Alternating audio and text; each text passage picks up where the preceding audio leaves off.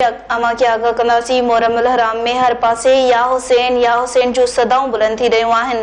करबला जे मैदाननि में इस्लाम जी सर बुलंदीअ लाइ लाज़वाल कुर्बानियूं ॾींदड़ शहीदनि जी यादि में सबीलुनि लॻाइण जो सिलसिलो शुरू थी वियो आहे। अहिड़ी तरह काज़ी अहमद में बि करबला जे मैदान में तड़पंदड़ प्यासियुनि मासूमनि जी यादि में हर घिटी रोड रस्तनि ऐं चौकनि ते किथे मिठे शरबत त किथे थधी सबीलुनि जो सिलसिलो जारी आहे। वधीक तफ़सील ज़ुल्फ़कार अली टामरी जी हिन रिपोर्ट में।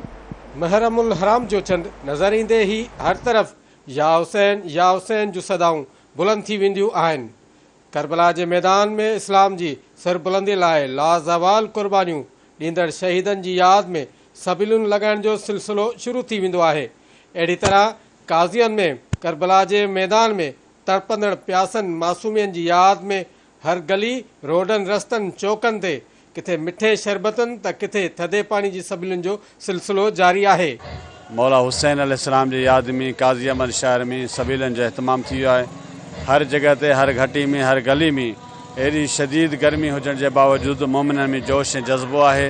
हर जगह ते मोमिननि जे लाइ इंतज़ाम आहे। हर गली में हर घटी में सबीलनि जो इंतज़ाम थियल आहे ऐं मौला हुसैन जी मोहबत उहा आहे जेका मोमिननि खे गर्मी जी परवाह न आहे। जीअं त ही असांजो करबला जे शहीदनि खां वठी करे अॼु ताईं अक़ीदो आहे त असां करबला जे शहीदनि जी यादि में सबील लॻाईंदा आहियूं। शहज़ादे अली अस्कर जी यादि में, शहज़ादे अली अकबर जी यादि में, मौला हुसैन जी यादि में। छो जे असांजा जेके इमाम आहिनि उहे प्यासा शहीद थिया, उन्हनि जी यादि में अॼु बि असां इहो सबूत ॾियूं था असां मज़लूमनि सां गॾु आहियूं। इन करे ही सबीलूं असां पंहिंजे शहीदनि जी यादि में लॻाईंदा आहियूं। इहो सबूत ॾियूं त असां हुसैनी आहियूं, यज़ीदी न आहियूं। ईअं त अयाम अज़ा शुरू थी चुका आहिनि।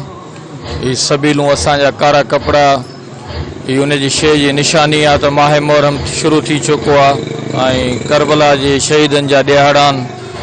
ख़ासि तौर मालिकनि जी निस्बत जा ॾियारा आहिनि। इमाम हुसैन अहल बैत अलैहिस्सलाम सां जेको ज़ुल्म थियो करबला में उन्हनि जा ही ॾियारा आहिनि ऐं सबीलुनि जो एहतमाम तव्हांखे नज़र अची रहियो आहे। जॻह जॻह इहा बि निशानी आहे त मोह अयाम अज़ा शुरू थी चुका आहिनि। पहिरीं मुहर्रम खां वठी 13 मुहर्रम ताईं सबील लॻाईंदा आहियूं।